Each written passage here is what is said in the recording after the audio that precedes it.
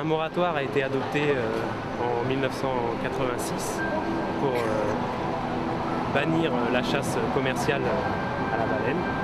Mais des pays comme le Japon chassent sous couvert scientifique, alors qu'on sait très bien qu'on a des méthodes non létales pour étudier les cétacés. Plusieurs pays pêchent la baleine, comme le Japon, l'Islande, la Norvège, les îles Féroé et le Groenland, ainsi que le Canada. Les cétacés en général sont en voie d'extinction, c'est des espèces protégées et les Japonais, entre autres, pêchent cette espèce protégée par la loi dans un sanctuaire. Donc c'est interdit et je trouve ça inadmissible qu'on ne respecte pas ces lois. C'est quand même aberrant qu'au XXIe siècle, on n'ait toujours pas compris que exploiter les océans sans aucune retenue, ça va forcément à terme poser des problèmes sur l'ensemble de la planète.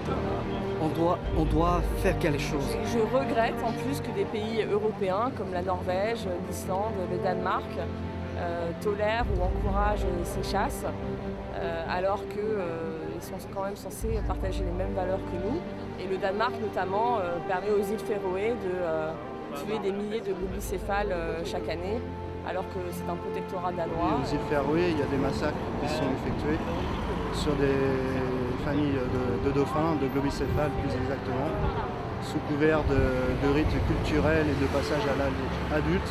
Ce sont bien des centaines de cétacés qui sont massacrés. Les méthodes utilisées sont plus que barbares, parce que ce sont bien des harpons à tête explosive qui sont utilisés et qui, en plus d'être barbares, ne suffisent pas à tuer l'animal sur le coup. Donc ces baleines agonisent pendant de longues minutes, voire parfois des heures. On sait pertinemment qu'on n'a plus besoin de faire aucune étude sur les modes d'alimentation des cétacés et que du coup ça ne sert effectivement qu'à assouvir les besoins financiers d'une minorité de personnes qui au jour d'aujourd'hui détruisent la biodiversité qui servirait au plus grand nombre.